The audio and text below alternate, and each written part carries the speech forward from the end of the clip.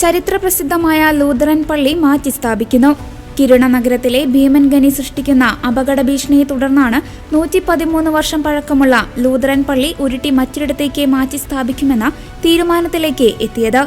സ്വീഡനിലെ വടക്കൻ ലാപ്ലാൻഡ് പ്രവിശ്യയിൽ സ്ഥിതി ചെയ്യുന്ന ദേവാലയം 5 കിലോമീറ്റർ ദൂരത്തേക്കാണ് പുനഃസ്ഥാപിക്കുക. 672 ടൺ ഭാരമുള്ള മരം കൊണ്ട് നിർമ്മിച്ച പള്ളി റിമോട്ട് കൺട്രോളിൽ പ്രവർത്തിക്കുന്ന ഫ്ലാറ്റ് ബെഡ് ട്രെയിലറിന് മുകളിലാക്കിയാണ് കൊണ്ടുപോകുന്നത്.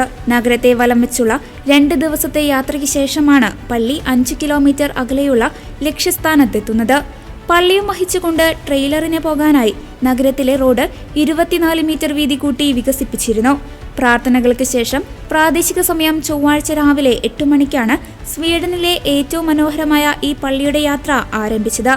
കിരുണ ക്യാർക്ക എന്ന പേരിൽ അറിയപ്പെടുന്ന ഈ പള്ളി 1912 നിർമ്മിച്ചത്. വർഷങ്ങളായുള്ള ഖനനം മൂലം പള്ളി മാത്രമല്ല അടിത്തറയിൽ ബലക്ഷയം നേരിടുന്ന സാഹചര്യത്തിൽ കിരുണ ടൗൺ മുഴുവനായും മാറ്റി സ്ഥാപിക്കുകയാണ്.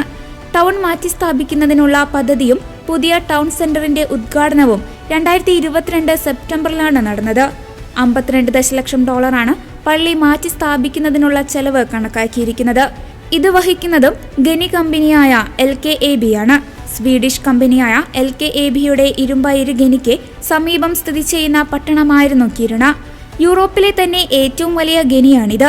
തടികൊണ്ട് നിർമ്മിച്ച ഈ പള്ളി കൊച്ചു ഗ്രാമപ്രദേശങ്ങളിലൂടെ ചുറ്റി സഞ്ചരിക്കുന്ന വീഡിയോ ഇപ്പോൾ തന്നെ സമൂഹ മാധ്യമങ്ങളിൽ വൈറലാണ്.